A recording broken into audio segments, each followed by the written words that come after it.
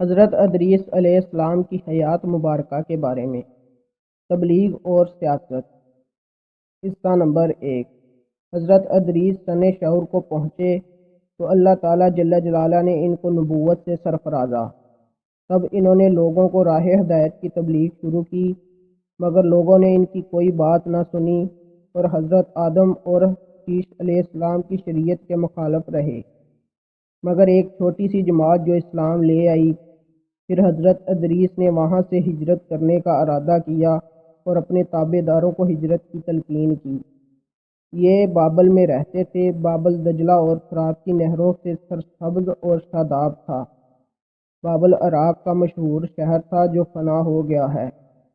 لوگوں کا جی نہ چاہتا تھا کہ اس بہترین علاقے کو چھوڑ کر جائیں، لیکن حضرت ادریس نے تسلی دی کہ اللہ تعالیٰ جل جلالہ کی راہ میں تکلیف اٹھاؤ، اللہ تعالیٰ اس کی رحمت وسیع ہے، اس کا نعم البدل ضرور عطا فرمائیں گے۔ تم ہمت کرو، خدا کے حکم کے سامنے سر جھکاؤ۔ جب مسلمان اس بات پر راضی ہو گئے تو حضرت ادریس علیہ السلام اور ان کے ساتھ جو مسلمان تھے مصر کی طرف روانہ ہو گئے۔ مسلمانوں نے رد نیل کی سرزمین کی شادابی دیکھی تو بہت خوش ہو گئے۔ پھر حضرت ادریس نے فرمایا، بابلیو، یہ تمہارے بابل کی طرح شاداب مقام ہے، کوئی بہترین جگہ نیل کے کنارے منتخب کر کے ٹھہر جاؤ۔ حضرت ادریس علیہ السلام مصر میں بھی خدا کے احکام جاری کرنے شروع کر دیے، اور حضرت ادریس ہر قسم کی زبان بھی جانتے تھے اور لوگ بھی مختلف زبانوں والے تھے۔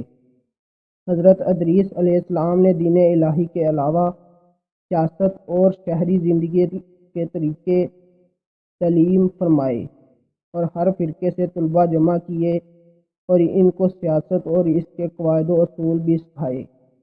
جب یہ طلباء کامل ماہر بن کر اپنے اپنے قبائل کی طرف لوٹے تو انہوں نے شہر اور بستیاں آباد کی، مدنی اصولوں پر بسایا، اور ان شہروں کی تعداد کم و بیش 200 کے قریب تھی، اور ان طلباء کو دوسرے علوم کی بھی تعلیم دی تھی، جس میں علم حکمت جیسے علوم بھی شامل ہے، اور مختلف گروہوں اور امتوں کے لیے ان کے مناسب حال قوانین و قواعد مقرر فرمائے۔